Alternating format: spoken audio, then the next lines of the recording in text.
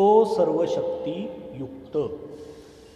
या पाठाच्या पाठार्थामध्ये सर्वज्ञ श्री चक्रधर स्वामींनी शक्ती शब्दे सकळाही देवता, सकळही गुण, सकळही धर्म, ज्ञान विज्ञान हे सर्व शक्ती शब्दे बोलीजे।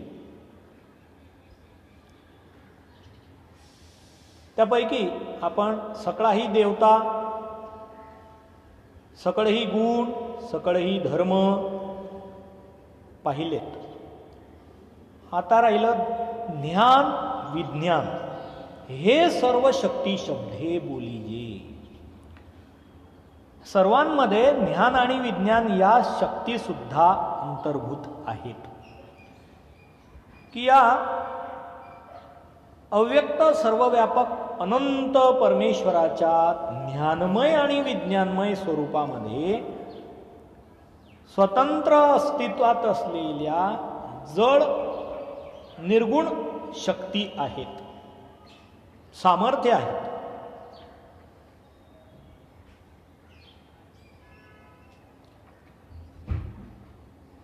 परमेश्वराच्या सर्व शक्त्यांमध्ये अशा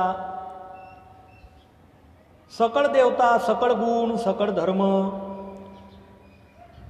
हे जड निर्गुण सामर्थ्य आहेत। त्याप्रमाणेच ज्ञान आणि विज्ञान हे सुद्धा निर्गुण जड सामर्थ्य आहेत आणि त्यांचा विशेष हा आहे की परमेश्वराच्या अव्यक्त स्वरूपात आणि व्यक्त अवतारी कार्यामध्ये दोन्ही ठिकाणी या ज्ञान विज्ञान शक्ती कार्यरूप असतात। मात्र गुण जे सकळही गुण सांगितले, सौंदर्य लावण्यादी, हे अव्यक्त परमेश्वराच्या स्वरूपामध्ये कारण रूपाने असतात आणि व्यक्तमंत परमेश्वराच्या ठिकाणी कार्यरूपाने प्रकट होत असतात। तद्वतच सकळही धर्म हे अव्यक्त परमेश्वराच्या स्वरूपामध्ये कार्यरूप असतात आणि व्यक्तमंत परमेश्वराच्या ठिकाणी कारण रूपाने वसतात। परंतु ज्ञान आणि विज्ञान या दोन्हीही शक्ती मात्र व्यक्तातच काय अव्यक्तातही व्यक्ताव्यक्ती कार्यत्वानेच असतात। म्हणजे या ज्ञान विज्ञानाचं कार्य अखंड रूपाने चालू असतं। परमेश्वर प्रेम संचारी भक्ताला आपल्या कैवल्य आनंदमय स्वरूपाचं जे निरंतर दर्शन घडवीत असतात ते त्यांच्या त्या अव्यक्त स्वरूपाश्रित असलेल्या विज्ञान शक्तीच्या सामर्थ्याचं कार्य आहे। आणि परमेश्वराच्या व्यक्तमंत अवतारातील विज्ञान शक्तीचं कार्य हे अनेक प्रकारांनी आपल्याला दिसून येतं। जेवढे काही परमेश्वरी अवतारांनी विचित्र असे चमत्कार केलेले आहेत, भावी अभाव अभावी भाव सर्व या विज्ञान शक्तीचेच कार्य आहेत। ज्ञान विज्ञान पैकी ज्ञान ही परमेश्वराची एक जळा शक्ती आहे, म्हणजे जड सामर्थ्य आहे। ती निर्गुण आहे, तिलाच पराशक्ती, परावाणी, ब्रह्मविद्या, बोधशक्ती अशी नावं आहेत। परमेश्वराचं स्वयंस्वरूप बुद्धत्व असं निर्वचन मध्ये सांगितलेलं आहे। बुध हा धातू जाणीवे वाचक, म्हणजे जाणीवमय, म्हणजेच ज्ञानमय। कारण जे जसं आहे त्याला अगदी तसंच्या तसं जाणणं त्याला म्हणतात ज्ञान। आणि परमेश्वर जे जसं आहे ते तसंच्या तसं जाणत असतो, म्हणून तो ज्ञानमय असतो। परंतु त्या ज्ञानमय स्वरूपाच्या व्यतिरिक्त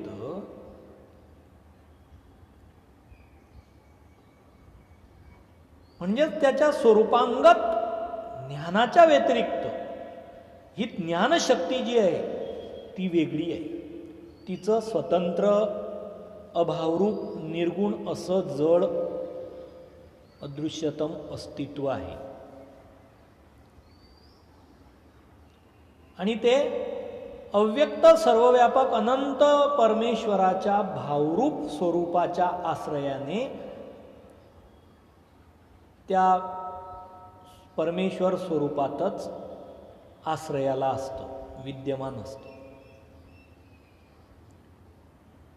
हे परमेश्वराचं जे अव्यक्त स्वरूप आहे ते पूर्णपणे ज्ञानमय आहे, अखंड ज्ञान आहे.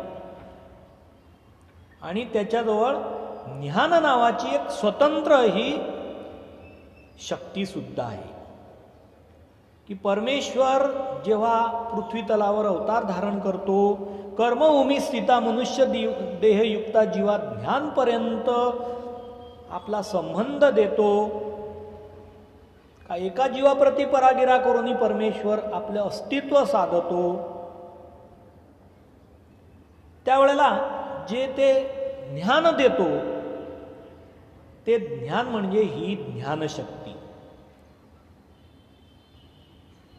जिचा उल्लेख या महावाक्य प्रकरणामध्ये सच्चिदानंद स्वरूप परमेश्वरू एकवाती तो सर्व शक्ती युक्त या सर्व शक्तीच्या पाठाच्या पाठार्थामध्ये करण्यात आलेला आहे. सकळाही देवता सकळही गुण सकळी धर्म ज्ञान विज्ञान हे सर्व शक्ती शब्दे बोली जेती. ते ज्ञान ही शक्ती मुळात संयुक्तिक भावाने परमेश्वराच्या स्वरूपाश्रित असते. म्हणजेच सांगायचं तात्पर्य की ते शक्त्यांग आहे, स्वरूपांग नव्हे. स्वरूपांग भाव स्वयं ज्ञानमय आहे आणि हे जे ज्ञान शक्ती आहे ही शक्तिरूप अंग आहे.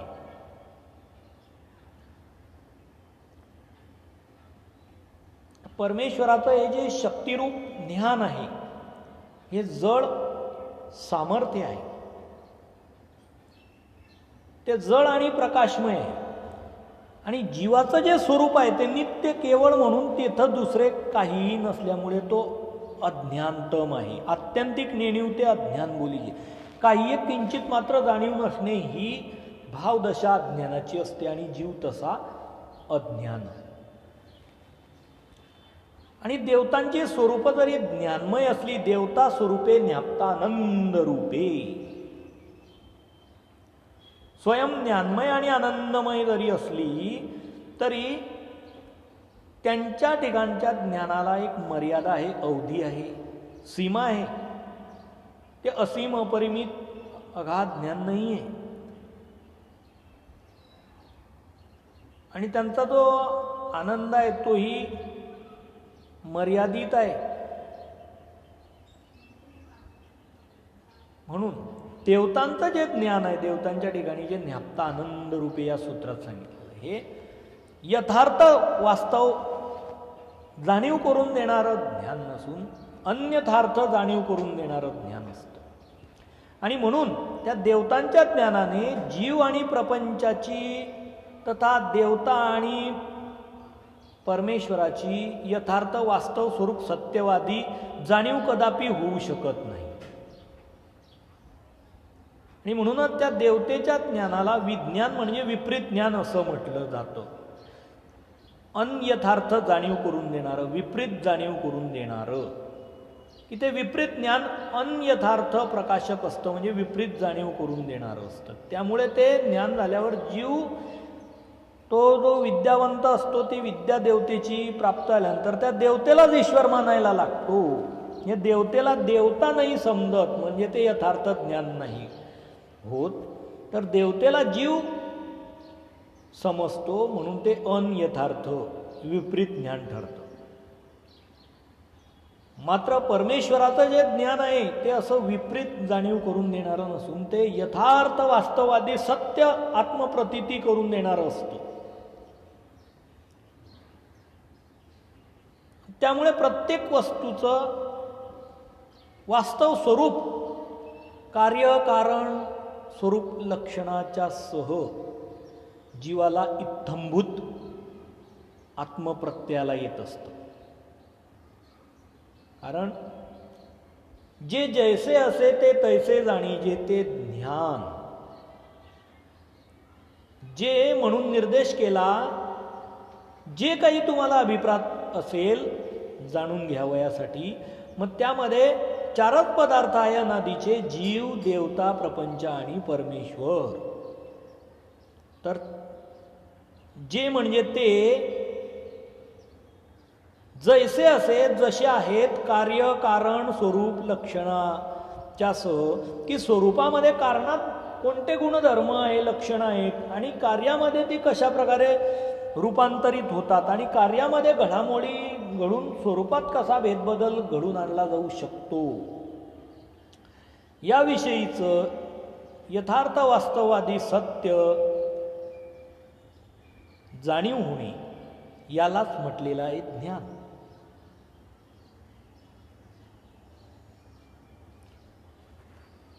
आता हे जे परमेश्वराचं शक्तिरूप ज्ञान आहे ते अखंड ज्ञान असतं, ते कदापि खंडित होत नसतं. म्हणजे परमेश्वर स्वरूपातून कोणताही अवतार जरी विभागला आणि कितीही अवतार जरी विभागले, तरी त्या अवतारातलं जे स्वरूप आहे ते मूळ अव्यक्त स्वरूपाप्रमाणेच सर्वांग परिपूर्ण असल्यामुळे मूळ स्वरूपीचेच शक्तिरूप ज्ञान सुद्धा त्या ठिकाणी खंडित न होता संपूर्णत्वाने येत असतं. आणि कारणोद्भवम कार्यम, कारणापासून उद्भवतं ते कार्य, आणि कार्याला आलेले सर्व गुणधर्म कारणाच्या ठिकाणी आश्रय रूपाने असतात. कारणात आश्रय रूपाने असलेले ते कार्यामध्ये परिपूर्ण रूपाने अभिव्यक्त होत असतात.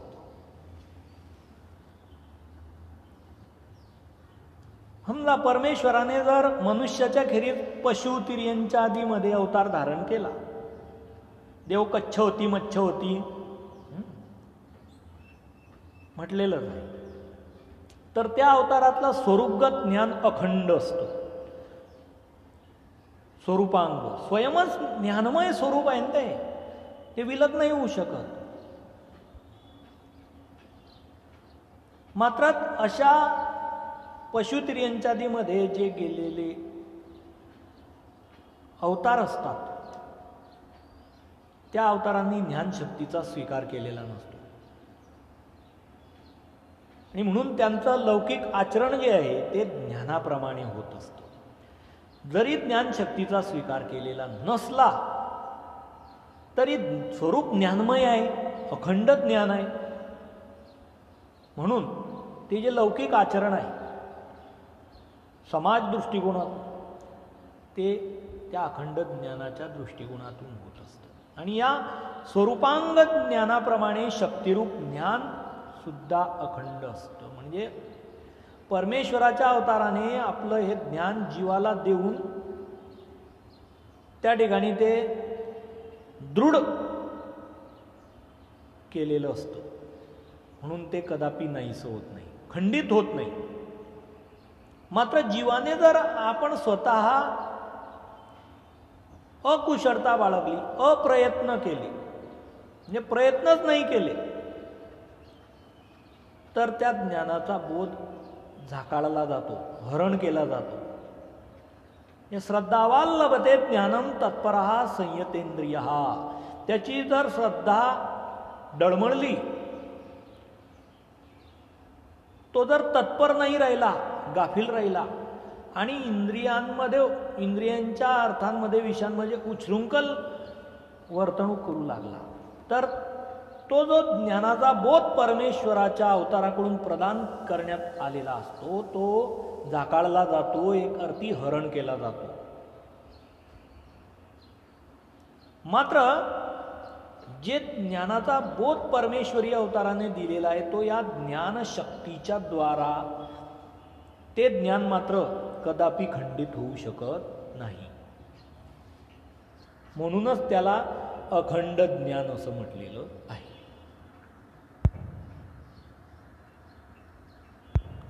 तर ज्याप्रमाणे सकळाही देवता, सकळही गुण, सकळही धर्म, देवतांचा, गुणांचा आणि धर्मांचा थोवा आहे. त्यांचे स्वतंत्र समुदाय आहेत. त्याप्रमाणे ज्ञान हे सुद्धा एकटं फक्त ज्ञान नसून ज्ञानशक्तीचा सुद्धा थोवा आहे. आणि त्या अंतर्भूतच परमेश्वर जे दोन प्रकारचे साधनं जीवाला यथा अधिकारे प्रदान करून उद्धार करीत असतो ते म्हणजे ज्ञान आणि प्रेम. ज्ञानापस्सी प्रेम उत्तम. ज्ञानापेक्षा प्रेम हे साधन उत्तम असते म्हणून सांगितलेलं आहे. किंवा एका प्रेम संचरेती, एकाला प्रेमाचा संचार करीत असतात. मग या ज्ञानशक्तीच्या अंतर्भूतच प्रेमशक्तीचा सुद्धा अंतर्भाव होत असतो. ती सुद्धा साधनाच्या रूपाने जी कार्यान्वित होत असते ती परमेश्वराच्या अव्यक्त सर्वव्यापक अनंत स्वरूपामध्ये त्या प्रेममय परमेश्वराच्या स्वरूपाश्रित प्रेम नावाची निर्गुण जळा शक्ती असते की जी अहेतुक मायापूर भजन घडून प्रेमाधिकार निष्पन्न झालेल्या जीवाला पुढे चालून त्याचा यथा अधिकार प्रेम साधन प्रदान करण्याची वेळ आली म्हणजे साधनदाता उभयदृश्या परमेश्वरीय अवताराकडून त्याला आपल्या दृष्टी कटाक्षास्तव प्रेमशक्तीचा संचार करण्यात येत असतो. यथा ओरंगलचा महादेव भक्त आणि पैठणच्या बैसा का रुक्मिणी का श्रुतदेव नावाचा ब्राह्मण यांना जी प्रेमशक्ती संचार करण्यात आली का उद्धवदेव. त्यामुळे उद्धवदेव कैवल्य परब्रह्म देखती त्या मनुष्य वेशाच्या ठिकाणी मायावेश आणि मायापूर धारण केलेलं कैवल्य आनंदमय भीतरातील परम सुंदर क्रीडणारी ती मूर्ती ते पाहत होते. ज्ञानामुळे अस्तित्वाची एकमात्र जाणीव होते. परमेश्वर परागिरा करून आपुले अस्तित्व साधिती. परागिरा गिरवाणवाणी जी आहे ती तालोष्टपुट व्यापारे वैखरी गिरवलेली असते, मानवाने शिकलेली असते, धडे गिरवलेले असतात, ती आत्मसात केलेली. आणि त्यात परा चैतन्य भवा परा चैतन्य मायेचं मायावेश मायापूर धारण करून तिच्या माध्यमातून जसं ऐश्वर्यादी करून सगळे धर्माचं कार्य परमेश्वर प्रकट करतो तसं व्यक्त म्हणता अवतारही चैतन्य मायेच्या द्वाराच आपली जी परावाणी आहे म्हणजे ही जी अव्यक्त स्वरूपातली ज्ञानशक्ती आहे ती बोधरूपाने संचारित करतो. तेव्हा त्याला परावाणी म्हटलं जातं, परावाचा म्हटलं जातं. तर ते परा गिरा करोनी त्या गिरेमध्ये परा संक्रमण करून आपुले अस्तित्व साधिती. अहेतुक भूत भजने करून ज्याला ज्ञान बोधाचा अधिकार प्राप्त झालेला आहे अशा जीवाला परमेश्वर अस्तित्व साध्य करून देत असतात. ती स्वरूपातली ज्ञानशक्ती ही संचार करून त्याला आपल्या स्वरूप अस्तित्वाविषयीचा बोध आत्मसात करून देत असतात.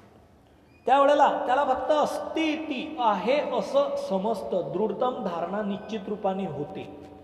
मात्र ज्याला प्रेमशक्ती संचार झालेली आहे अशा भक्तराजाला प्रत्यक्षात तो कसा आहे तो दिसतो. हा ज्ञान आणि प्रेम साधनाचा भेद आहे. तर या ज्ञान शक्तीच्या थोव्याप्रमाणे परमेश्वराच्या व्यक्त सर्वव्यापक अनंत स्वरूपामध्ये विज्ञान नावाची शक्ती सुद्धा आहे जी अव्यक्त रूपाने सर्वव्यापक अनंत परमेश्वर स्वरूपामध्ये आश्रित असते. विज्ञान म्हणजे विपरीत ज्ञान. या विज्ञान शक्तीच्या सामर्थ्याच्या द्वारा परमेश्वरी अवतार किंवा मनुष्य वेशामध्ये विविध प्रकारचे चमत्कृती पूर्ण कार्य करतात. क्रीडा करतात, लीळा करतात, तेव्हा भावाचा अभाव करणे आणि अभावी भाव दाखवणे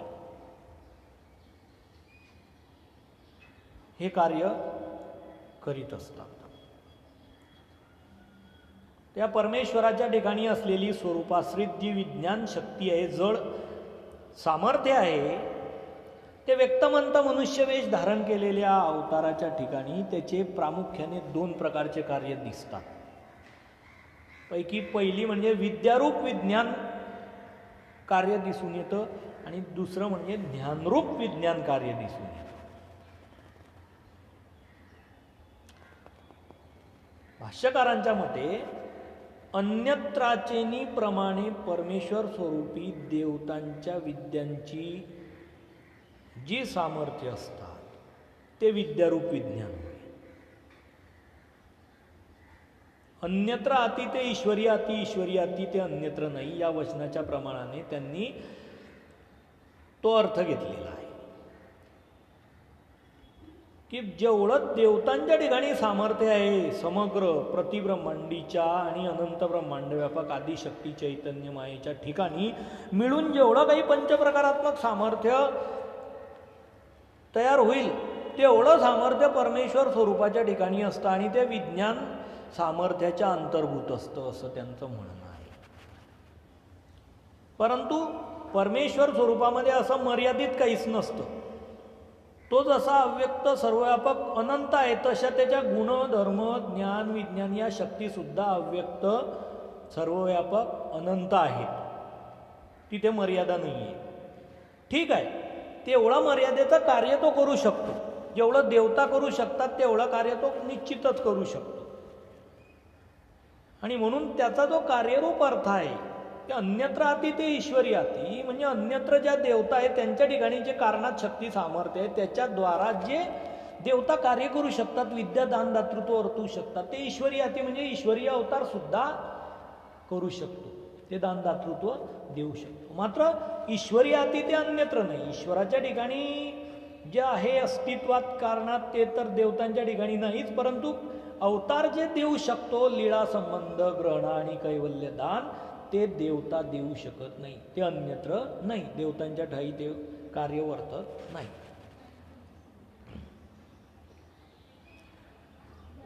मग अशा या ज्ञानरूप विज्ञान म्हणजे या विज्ञानाच्या सामर्थ्याने जसं देवतांच्या ठिकाणी विद्या असतात ना, त्या विद्या देऊ शकतात. अण्णव मांडव शाक्ते शांभव, त्या विद्या परमेश्वर या विज्ञान सामर्थ्याच्या द्वारा देऊ शकतो.